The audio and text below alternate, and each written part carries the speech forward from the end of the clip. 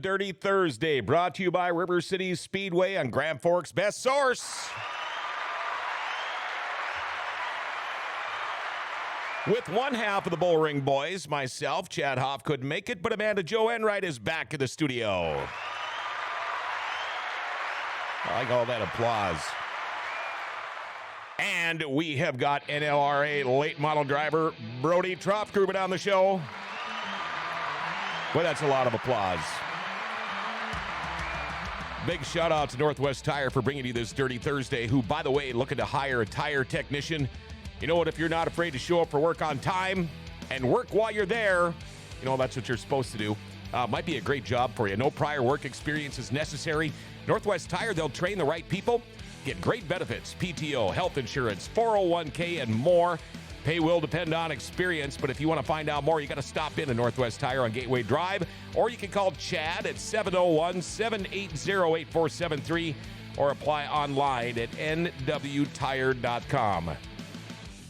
Well, if you have any questions or comments for myself, Brody, or Amanda Jo, our number is 701-213-0863. Again, 701-213-0863.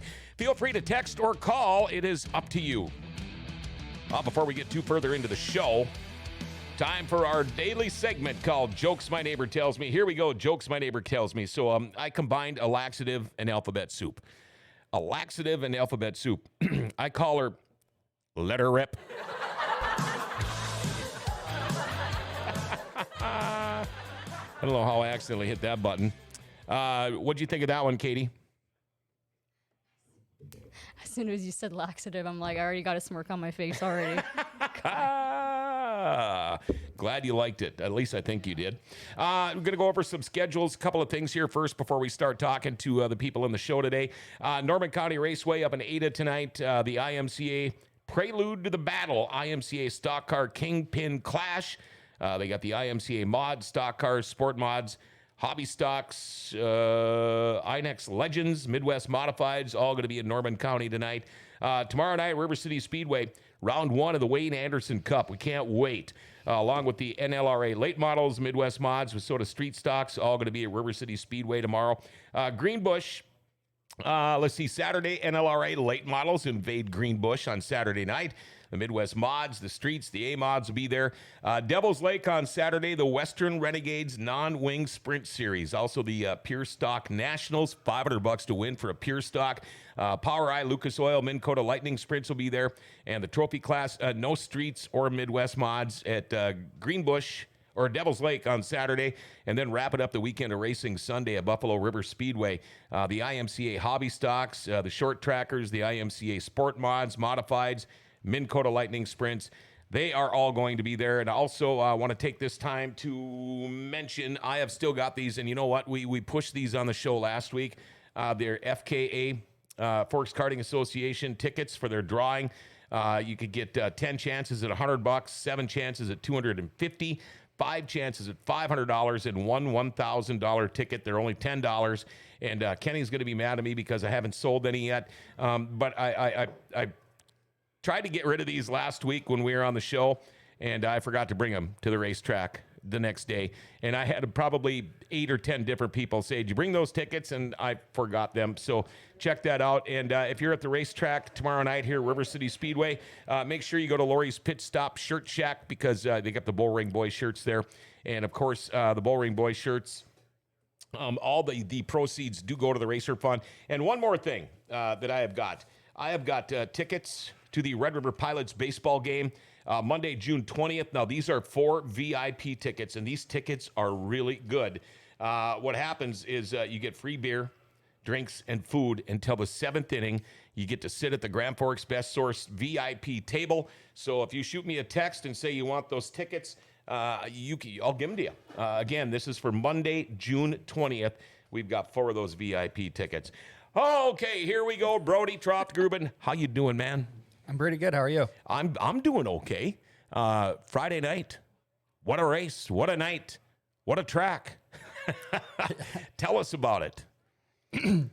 Yeah, it was a pretty crazy night. You know, as the night developed from the sprint car hot laps, we were just watching the track, and it was really, really fast. I mean, they were they were like 2 or 3 tenths away from the track record, and the track didn't really seem to fade, especially when that sun went down. So we knew it was going to be fast pretty much the whole night.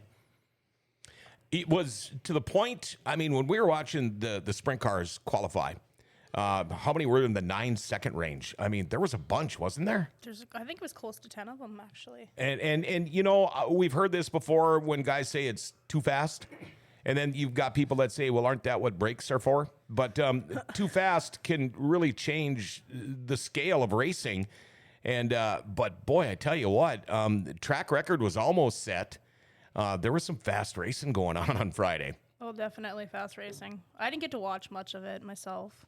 You worked too hard. No, yes and no. Yes and no? Yes and no. I wanted to ask you, what's up with the clubfoot? You come, saw you coming down the hall, and you look like the Terry Fox story coming down the hall there. But what'd you do? It was a racetrack incident. It was a racing deal. Yeah, it was a Is that racing what you're deal. going to say? It was a racing deal. Kinda. Oh. Well, I work at Buffalo River Speedway. I work up in the scoring booth with Steven. I was coming down to go do some stuff with the lightning sprints because I had lightning sprints stuff going on that night too. I was going to go meet some of the rookies because I didn't before the race started. As I was walking down the grandstands, a lady walks up to me because she saw me leave the booth, and she's like, my husband's having a medical emergency. I'm like, okay, do I go up? Do I go down? Do I go back up and tell him to throw the yellow, or do I go to the flake stand and do the yellow? Well, I went down. And as I came down, I stepped on the last step, and I felt something snap in my leg, and yeah, that end of the story there. What's medically wrong with you? They said I have a pretty severe strain. Oh, I didn't break anything. I didn't tear anything, so I just got to be in this boot for like 2 weeks. Yeah, the nice sweaty boot. Yeah, exactly. But I feel like I walk better with it. Well, I would imagine. Yeah. Yeah. Well, that's too bad. I had a mishap myself on Friday night.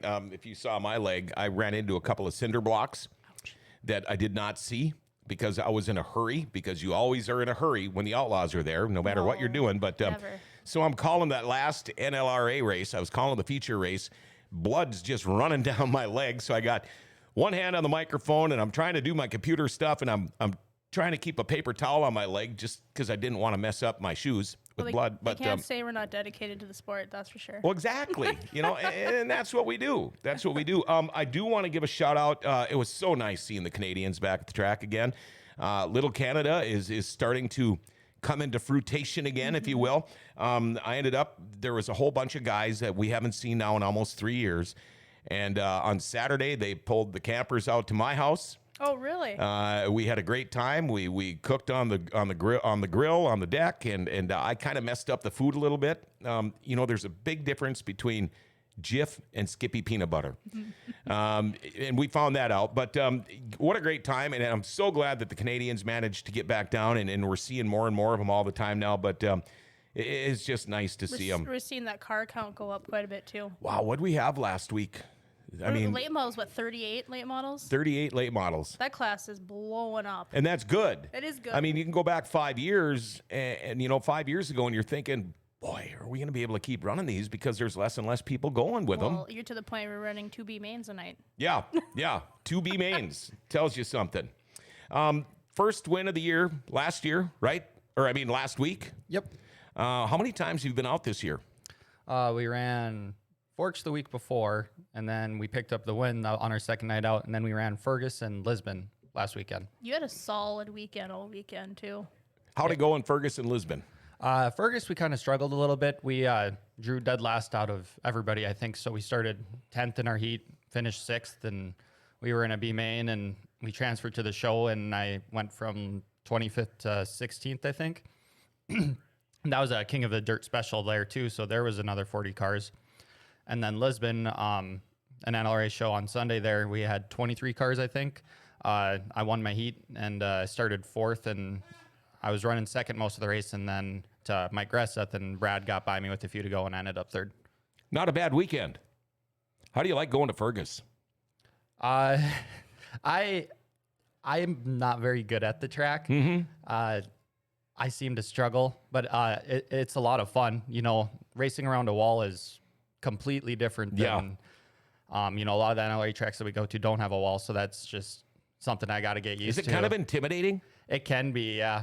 I mean, I definitely think I hold back on my corner entrance speed when I'm going up by the wall because you know, That wall comes back to you pretty quick, doesn't it? yeah. Yeah. Yeah, and I hit that pretty good there last year. I took off the whole rear spoiler. So, but yeah, it definitely takes a different type of driving, and you definitely have to be, I think, a little bit more precise on hitting your marks on coming into the corner, because you know, when you're at a track that doesn't have a wall and you're running the top, you know, your right rear might slip over the track, and you know, you can still get back on. Sure. You're still fine. But with the wall, you can't afford to make that mistake. No, and then you're replacing quarter panels and rims and wheels and all that kind of stuff. Exactly. We got a couple of texts I want to talk about. Terry Blacklant says he wanted to mention that one of our race family is in need. Now, forgive me, Terry, if I don't pronounce these names right, but Ross Roniker, who was longtime crew chief for Jim Garinger, is currently in hospice, could use our help. If anyone would be interested in making a donation to help with Ross's healthcare needs, they could reach out to Terry at 218-689-7370. This text will be on the page, so watch for it. He's sure to get anything that they gather to Ross's family. At the very least, keep Ross and his family in your thoughts and prayers. Ross is a huge fan of racing in our region and was always there to help any of us. And thank you. Kaylee Elizabeth says, didn't particularly pay close attention to late models, but that was a great race to watch. Very exciting. Congratulations on your win.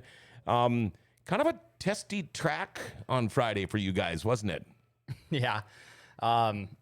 It was really, really fast.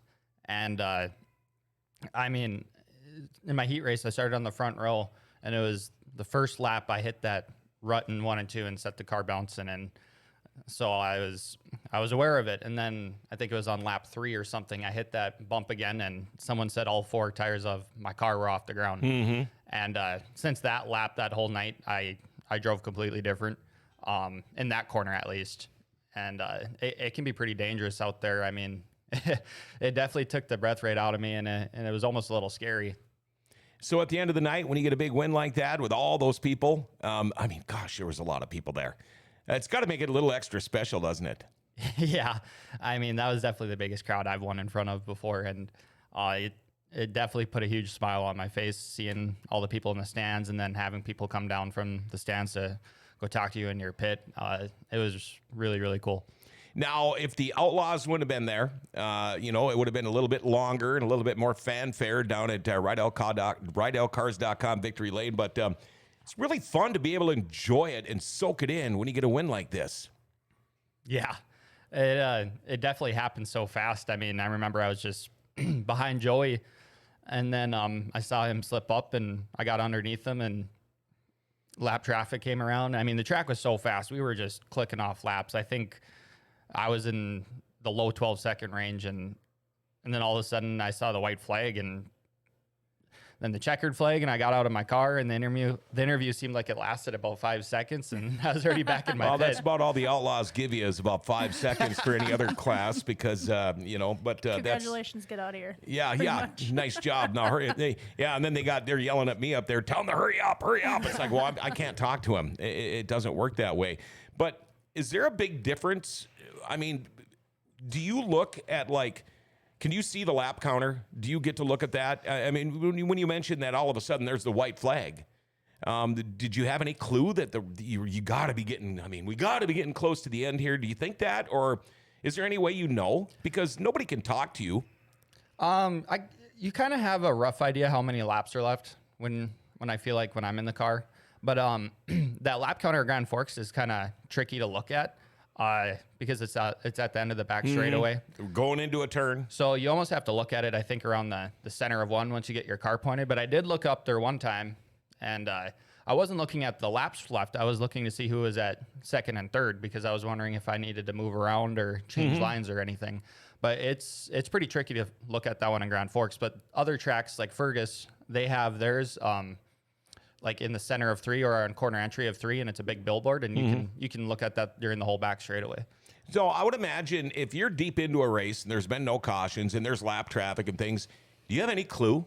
I mean, I don't have a clue up in the press box. If I take my eyes off my computer and try to look back and find the leader, it's not that easy to do. Does that make it tougher with lap traffic as far as, wow, how much do we have left? I have no idea. It definitely can create more chaos, and and it can maybe cloud your mind. So yeah, that could very well be true. Fortunately for me, with the lap traffic there, I didn't really have any issues getting around anyone. I was able to get by most of the people pretty quick, so that helped out a lot. Do you like using lap traffic to kind of keep that guy that's coming on you behind you, Oh yeah, of course. getting that space? Getting space between you and second place is always nice, but when you can get some cars in there, then that's going to really make his life difficult. So do you ever come up side by side with a guy that's maybe fighting for the lead with you, and you see a lap car? Can you move up into that way a little bit to try to push him up into the lap car? Do you use lap cars to kind of shake off whoever you're fighting along with? I never have, but I've definitely seen people do it before. I mean, if two guys are side by side, say one's running the bottom and one's running the middle or the top side, and the lap car's on the bottom, if they're side by side when the lap car comes, that top side guy is going to move down to the middle, and that bottom guy is going to be kind of pinned down there. He'll have nowhere to go, and that can be a good strategy. So now if a guy's in a car, say you're in a car and you're going to get lapped, what do you do? Now that I've had 6 years of experience, if I get lapped, I get the hell out of the way. I mean, do you go down to the bottom? Do you go up to the top? If you know there's a good race coming up behind you, every good race car driver would do what? I think if you're going to get lapped, you should just try hold your line and don't make any lane changes. Even if you're running the top and you get lapped, that doesn't mean you should just dart down to the bottom and run down there. Just hold your line and try to be smooth because, those leaders are coming around fast. And you don't want to ruin their race. And that's a huge thing. And I can even relate to this with some of the old fishing tournaments that we used to fish in, where it was shotgun starts, and you could have somebody with a 30 horse tiller on a boat and somebody with a 250 horse Ranger, and you've got 75 boats hauling down the river at one time, and you're trying to pass, and you can't because it turns or whatever. But the whole thing is, if these guys in front of you would hold their line, where they're going to stay, makes all the difference in the world. So when you mentioned diving down to the bottom, going up to the top, is it more important to just hold your line so the guys catching you have an idea what you're doing and you just hold it so they can make their move? Yes, exactly. And holding your line makes the leader's job a lot easier, If I'm behind this car for, say I've seen him in my view for 5 laps and he's ran the same exact line for 5 laps, I'll have a general idea of when I get up to him, how I'm going to get around him. And, it just kind of, prevents conflict too. Mm-hmm. Sure. Things can definitely get heated, especially, if you weren't in the race and you got into the leaders or you changed the outcome of the race, that's going to make somebody else not happy. Well, I know I heard stories about last week. Some NLRA things, some drivers, maybe going to hear more about it, but conflict happens, doesn't it? Yeah. You ever get out and throw your steering wheel at somebody? I never have, and I hope I never do. Mm-hmm. I don't think of myself as much of a hothead to that degree. Yes, I'll get mad, but to do something as far as that, I can't see myself doing it, but who knows, maybe the future will tell. Yeah, and another thing is getting out of the car on the track. I mean, isn't that pretty much an automatic DQ, no matter what racetrack you're at? Yes, it depends. A lot of times when you're getting towed, drivers will get out of their car. Well, sure, but I can mean, then, yes. if there's a caution or a red flag or a yellow flag, you stay in your car. Yep. Yes. And if you don't, there's ramifications. Yes. All right. I wanted to ask you this. I know because you're not busy at all, Amanda Jo. You got kids running BMX now? I'm nervous. That's all I got to say is I'm nervous, John. For the first time in my life, I'm not the one with the answers. Mm-hmm. I'm the one with the questions. Okay. Because I don't know how it works. Everything I do in the racing world, I know the answer to everything. Or I have a rule book in front of me and I can find the answer. But this is a new thing for me. Yeah. I'm just going to be a mom supporting my son, and I don't know how to do that. And pretty soon you'll be on the board of directors of... You never know. I know they were looking for volunteers a couple of weeks ago, and I kind of was like, oh, don't look at me. Man, but I tell you what, have they got one heck of a facility here in Grand Forks. I'm excited. It's kind of like a mix of asphalt and dirt together. And yeah, I was on my way to Fargo on Monday, and I got to take a look at the track from the interstate. But wow, what a facility they've got, and that's just going to give Grand Forks a chance to host a lot of big events. I think that's why they did it, so they can host nationals and whatnot now. But they got all their stuff finished up, and they're going to start next Monday night with practice, and then racing Tuesday and Thursdays. Wow, 2 nights a week. Technically 3 with practice, because we're going to practice as much as you can with Sure. them. Yep. You know how I used to practice when I was a kid? I'd line up all the kids in the neighborhood, and I'd lay them down, and I'd put a jump right in front of them, and I'd jump them with my bike. We have a couple of questions here. First up, Brian says, how did Cody choose number 14 for the car number? You mean Brody? Or Brody. Who's Cody? Yeah, Cody. When It's Brody. when I was younger, my dad was a big NASCAR fan, and my mom too, and I like Tony Stewart. Oh, sure. And so it's, I don't know, it's that simple, I guess. That's, he was my favorite driver. So when we got into go-karts, 14 was taken, so I went 18, I believe. And then I swapped over to 14 the next year. Well, if that was me and I was racing with the late models, I'd be number 3 then. Number 3? Dale Earnhardt was my guy. When he tragically lost his life, I actually stepped away and I didn't watch a NASCAR race for probably 3 years. Same. And I'm kind of getting back into it now. I like the new package they've got, the new cars. It seems like the racing is a little bit better, a little bit tighter anyway. We've got another question coming up for you too, but first we got to throw in some ads in here, all right? I want to talk about Valvoline Instant Oil Change. Everything is so fast. You got to get things done like yesterday. And when it comes time for an oil change, a lot of people will not do the oil change because they think it takes too long. Not at Valvoline Instant Oil Change. Most of their oil changes, I go there all the time. Within about 15, 20 minutes, I'm out of there. They also top off my fluids. They check my tires, my battery, my lights, my wipers, my cabin air filter. And they do more, too. They do tranny and coolant flushes and tire rotations and batteries. You also get discounts for fleets in the military. They will text you and email invoices and coupons. What a great deal there. And here's a really good deal. If you're going to get that oil change, tell them you heard it on Grand Forks Best Source. They'll give you $10 off your oil change. They're open Monday through Saturday. No appointment needed. Pickup and delivery is even available if you live in Grand Forks. So if you're working, they'll come and grab your car, change your oil, and bring it back to you, all right? For a complete oil change and more, check them out. Valvoline Instant Oil Change, 3325 South 38th Street, or call 701-780-8462. Make sure you tell them Grand Forks Best Source sent you. Let's see here. And they are hiring. I forgot to put that spot in there. Looking for part-time help and full-time help. And I tell you what, Valvoline Instant Oil Change, if you're a high school kid and you're looking for something to do, go talk to them. They are not afraid to help and hire high schoolers. If you want a job for the summer, go check them out, Valvoline Instant Oil Change. Dirty Thursday brought to you by the River City Speedway. We've got Amanda Jo Enright as a co-host today, along with Brody Troftgruben, NLRA late model driver.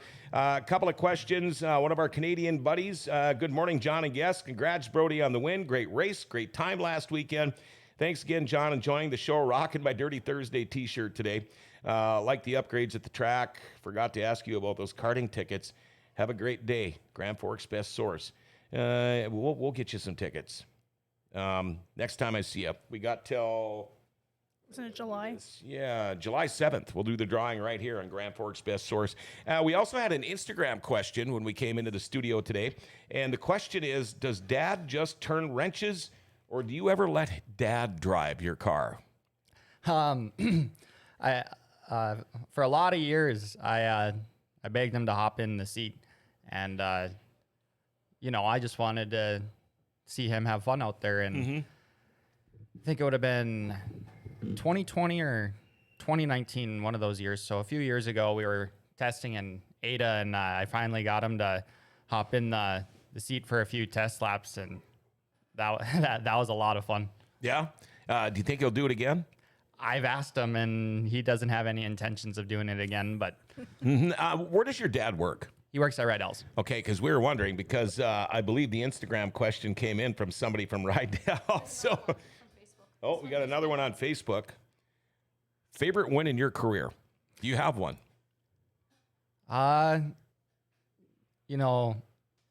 first win, that NLRA win in Devil's Lake, where I passed Don on the last lap, that was pretty good. And this most recent one, winning in at the World of Outlaws, that'd be tough. I mean, both of them are really, really great and huge moments. But I think probably this most recent one, because, winning on Dirt Vision and winning in front of 6,000 fans at River City Speedway, and, and doing so in fine fashion, we checked out there for a bit. So I think this most recent one's probably the one on the top of my list right now. And when you've got the television audience that always follows World of Late or the World of Outlaws, there's people watching all over the place. But that also puts Brody Troftgruben on the map of some people that might not know who you are.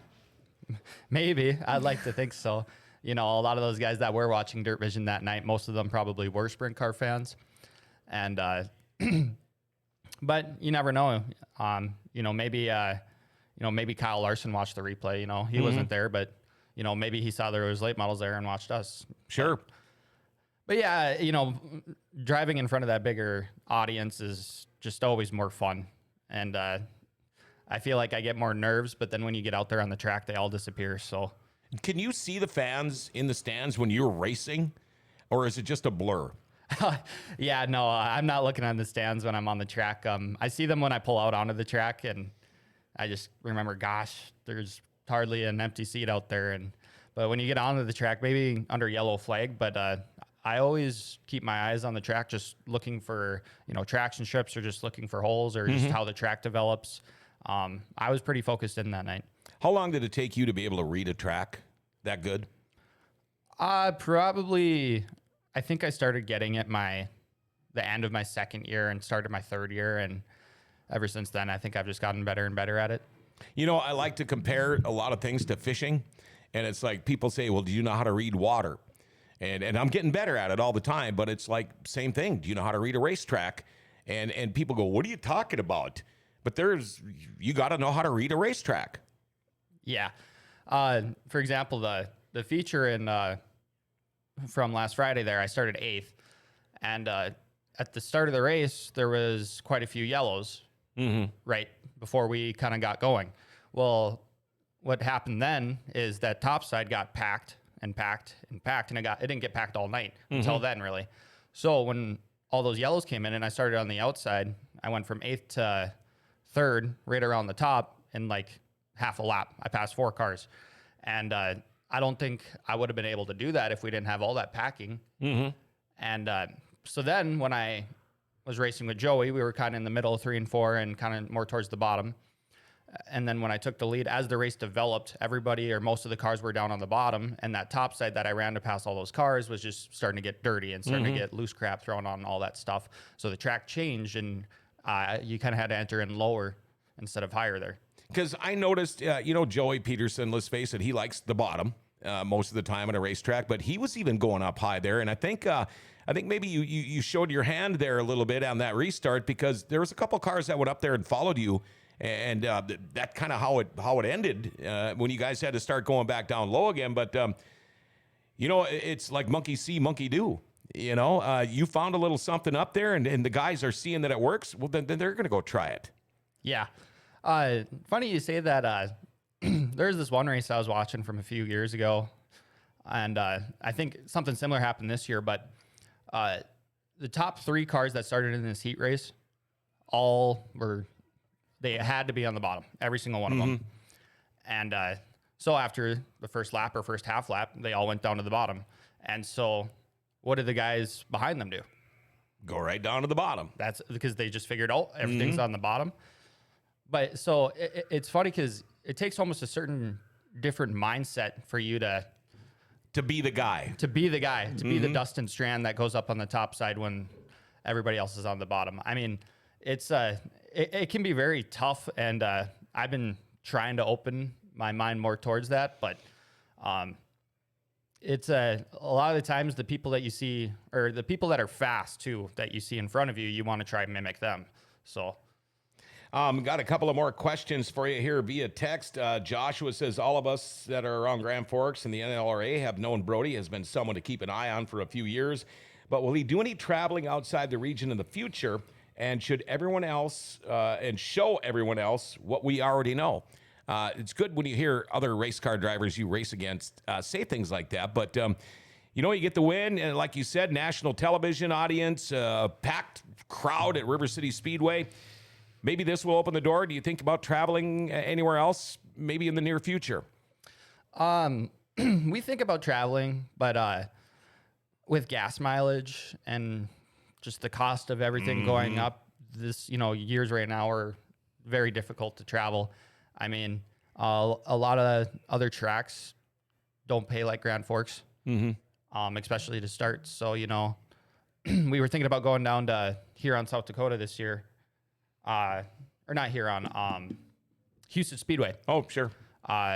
They had a $5,000 to win event, and we wanted to go, and because we thought we had a decent opportunity at doing well there, and we already knew gas was going to be expensive, but we were still going to go. And then a few days before, it was a tri-state late model race, and I've never raced that. I decided to look up the rules, and they run different rear tires. Oh, which are already hard to find. Yeah. Exactly, and are spendy. Mm-hmm. So now when you have to spend, depending on, if you want to be prepared for flats, you got to have 4 tires right there. That's $800. Yep. So, and that's... And if you get lucky enough to get by with those 4 tires. Exactly. Yeah, because you never know what's going to happen. I mean, you could cut a tire. I was talking with Wayne Nygaard on the phone the other day, and he had said what that trip cost when they went down, and then they had the storm down there. But wasn't cheap. Yeah, and he told me what the fuel was and tires alone. And I'm like, man, I don't know how you guys could do it. I don't even race, and it cost me $500 for the weekend. Yeah, isn't that something? Hence why I'm not going to Jackson and Houston, because it cost me probably $1,000 that weekend. Yeah, my wife had toyed with the idea of maybe buying a motorhome. And I said, for what? We could go down to the Fisher Landing and camp, because you can't afford to drive the things anywhere. I do want to ask you about this tire shortage thing. How is your club handling that right now? What was that last part? How's the NLRA handling, and late models in general, handling this shortage with tires? It's, if you find tires, you got to get them. I mean, the Performance Auto in Fargo, you got to contact them, see if they are available, or Dustin Strand in town, he's also another dealer. So, you kind of got to take what you get. The NLRA doesn't hand out tires, or they don't sell them. So it can be pretty tough, and we'll have to see if it gets any tougher as the season goes on. We still have a lot more racing ahead. I'm finding it interesting because your car counts are so high. If that's going to continue, if people can't find tires, if it's going to start dwindling again, and then if they can find tires, it'll go back up. You know what I mean? Because you got to have tires for everybody to race. And if you start getting some drivers that are hoarding tires, it's going to get interesting. Yeah, and couldn't you used to be able to buy them right at the racetrack? Can you still do that? I'm not sure. I haven't went up at the racetrack to see if you can get tires, but I know you used to be able to. I know, like on our side, we're doing like a shipment a month coming in, or every couple weeks, and we're kind of trying to allocate the best we can. Sure. So we have everyone's got tires. Yeah, it was like a couple of years ago trying to buy toilet paper, right? Jack the price up and see if you're lucky enough to find any.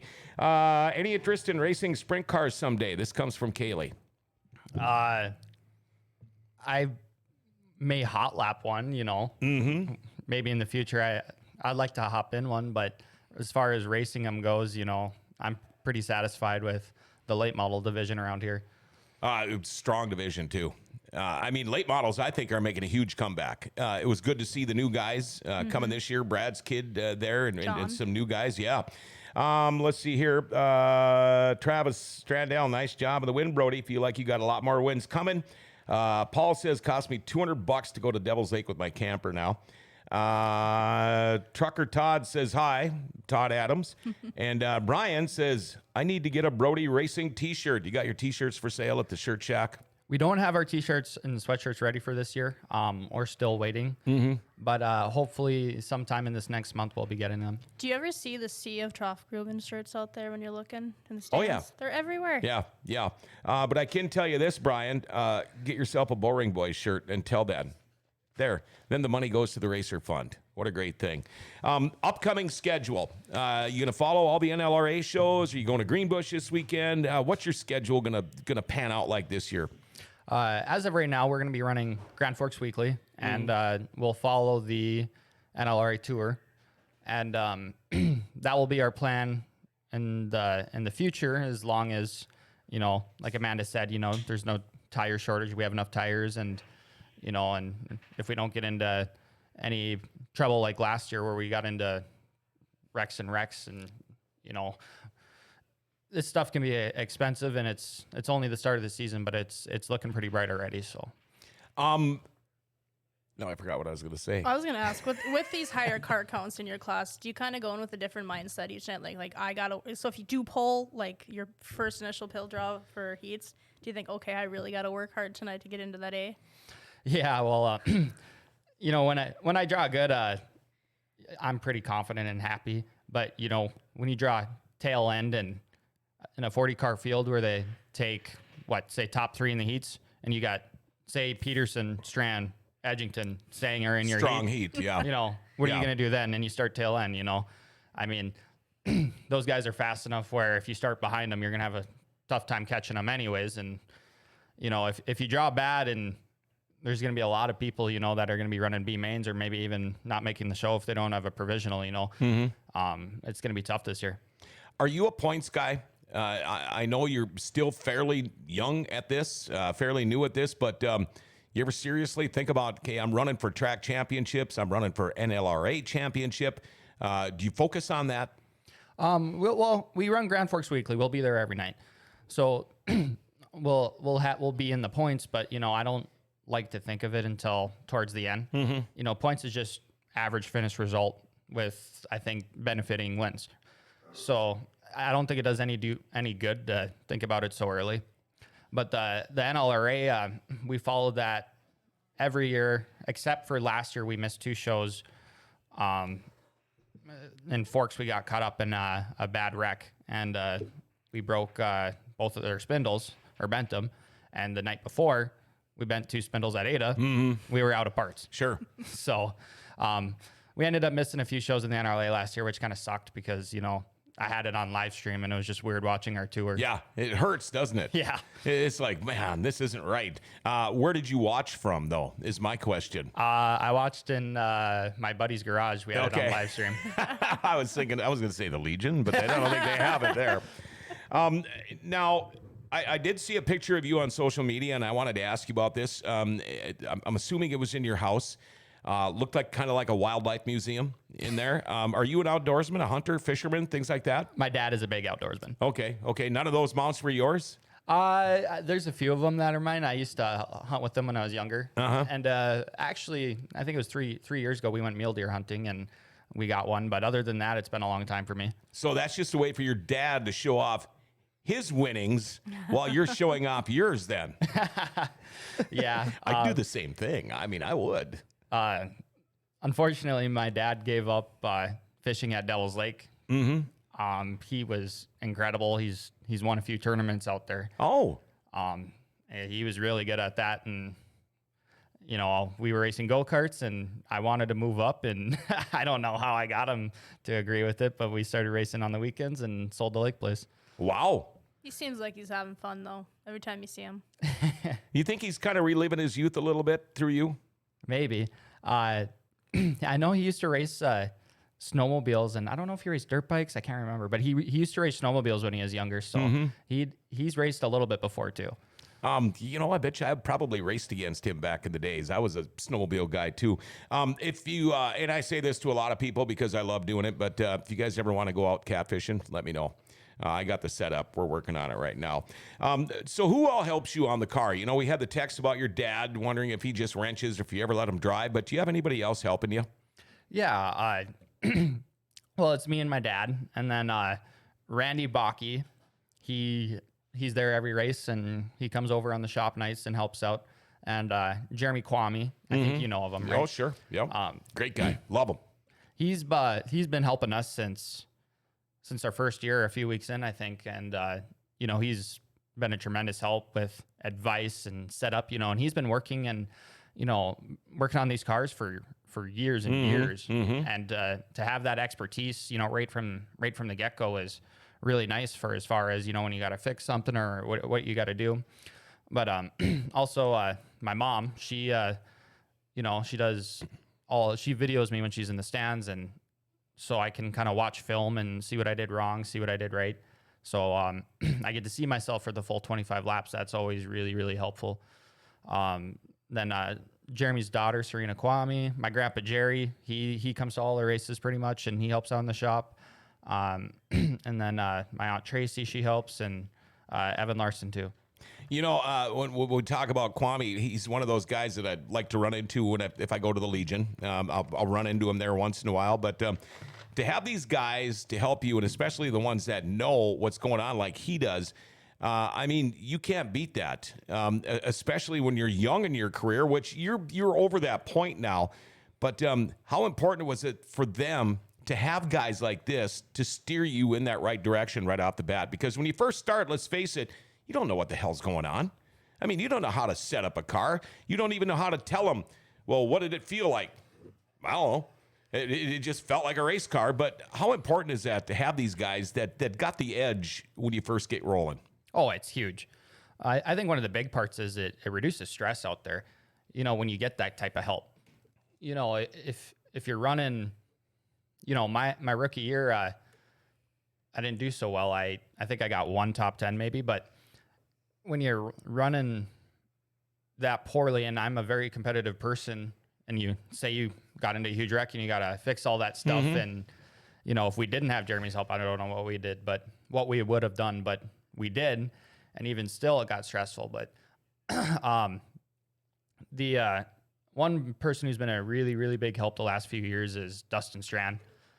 He's kind of, I'd like to say, taken me under his wing and kind of given me great tips on driving and on working on the car and a bunch of other stuff. And he's definitely got our game to the next level, I feel like. I feel like he's done that for quite a few drivers in your class. Yeah, he has. Been that guy to help him out. Yeah, and there's a lot of people that won't do that because, well, let's take a look.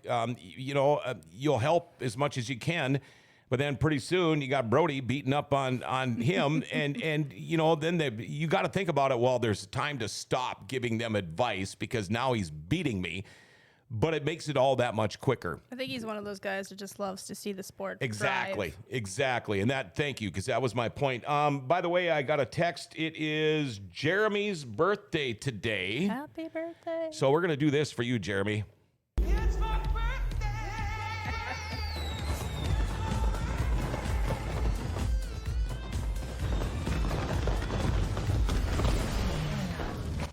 And by the way, thank you, Carrie Ann. That text came from her. And speaking of her, Where is she? yeah, where are you? I was kind of hoping maybe she was going to show up with you today. I asked her if she wanted to come with. Your mom's adorable. Yeah, and you know, when we did the Racer Wives segment last year, I think she was on vacation or something when I tried to get her on. But you wouldn't believe how many people have told me you need to get her on your show.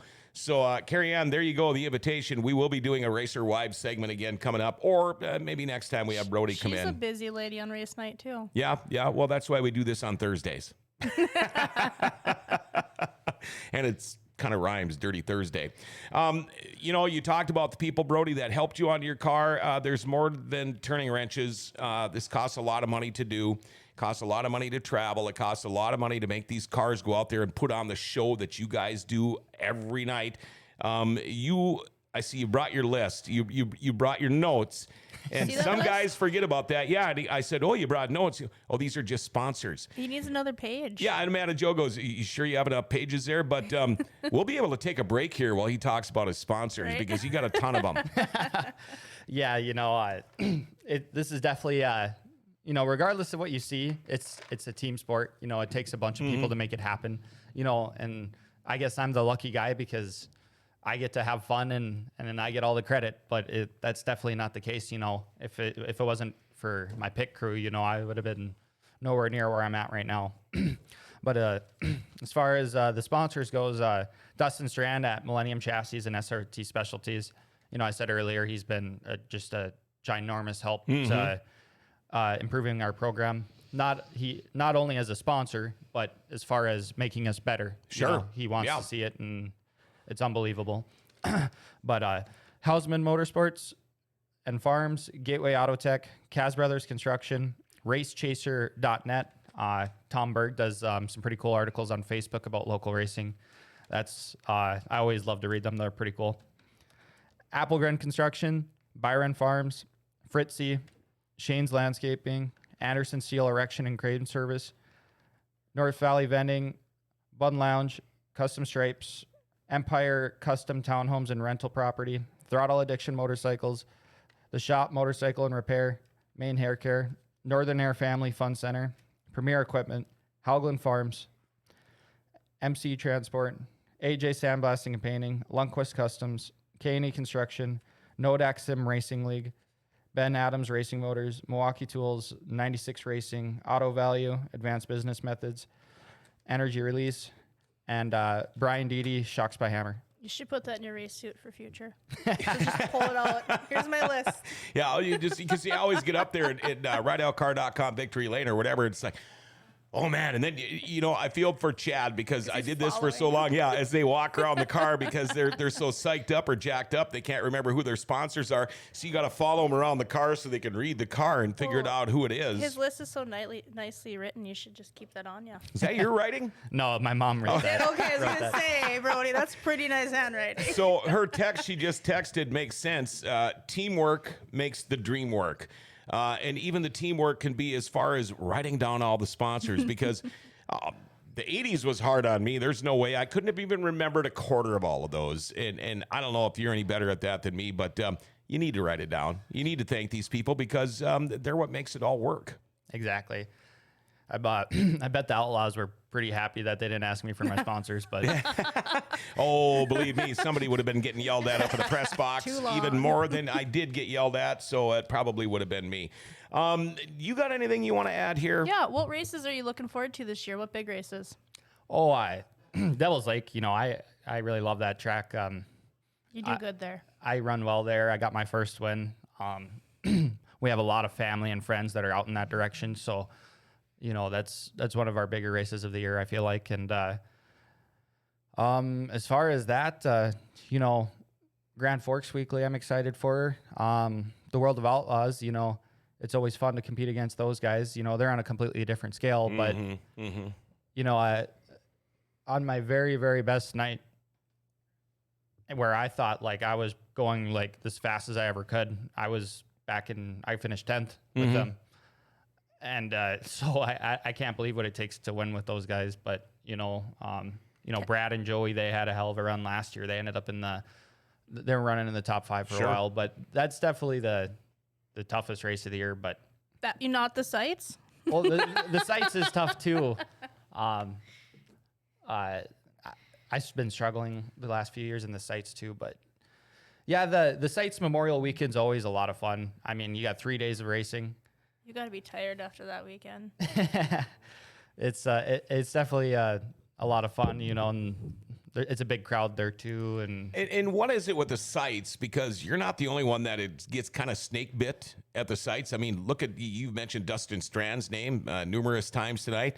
And boy, I tell you what, you talk about some shit luck during the John sites. Lance Yeah. Lance doesn't do well these sometimes. guys, I don't know what it is about the John sites, but some of these big races, one day we're going to get local guys winning again. And they've been so close in the sites. We've had guys run really well with the late models, but how much of a kick in the butt would it be if one of our NLRA guys could win this, like the World of Outlaw late model show coming up, because guys are that close. I mean, yeah, these guys got a little bit different equipment, maybe a little bit more money or whatever, but you guys are all close. Yeah, Grand Forks and the NLRA guys are really competitive.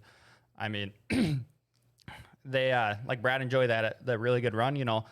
One of those guys on a perfect night, they could notch off a win. Or in the sights as well too. It takes your best performance and it takes a little bit of luck. It takes a lot of luck. I mean, how much luck is really involved? I mean, how many times have you been caught up in a wreck that you had nothing to do with?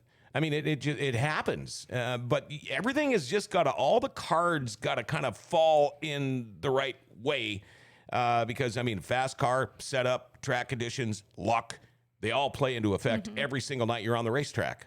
Yeah. The misfortunes of the other drivers. Yeah. And, you hear that, well, that's just racing. And it is. I mean, you see it all the time, somebody running good, and all of a sudden you're going that fast and 3 guys wreck in front of you, you got nowhere to go, you're going to end up in the pits and you're going to end up spending money. So there's a lot of luck involved.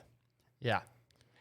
The the guys that are better, they don't need as much luck to win. And that's what, that's what I'm kind of striving for now. I'm trying to, get faster, improve on, everything out there. So I don't need as much luck. How important is it to be just around the front when it comes time for the last 5 laps or so? Oh, it's huge.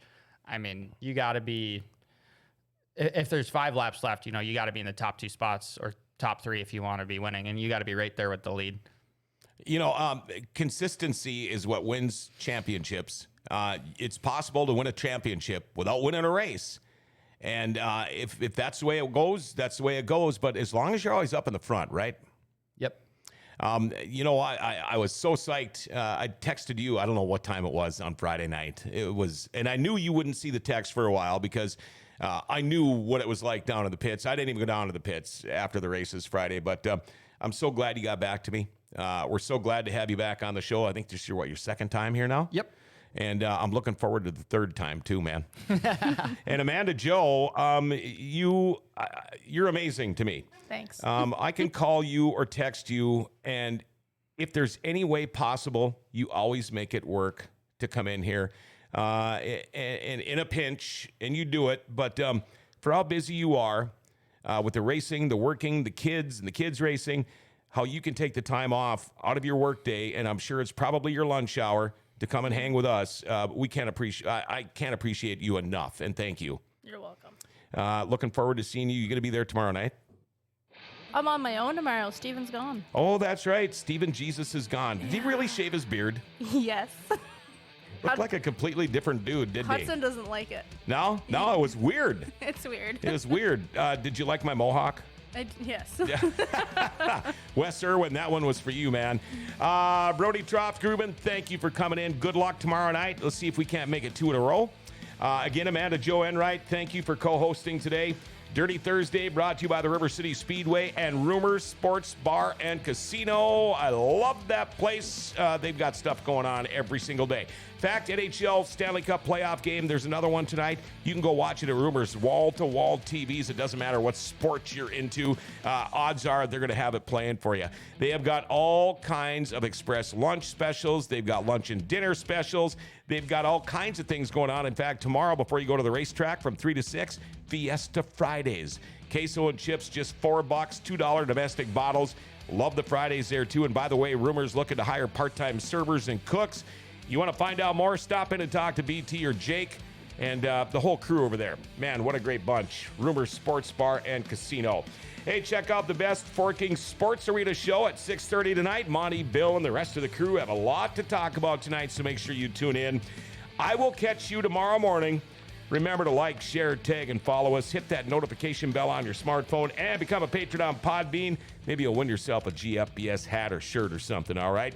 See you at the River City Speedway tomorrow night. Dirty Thursday brought to you by River City Speedway. Grand Forks, man, it's a great place. Grand Forks' best source is giving it an identity again.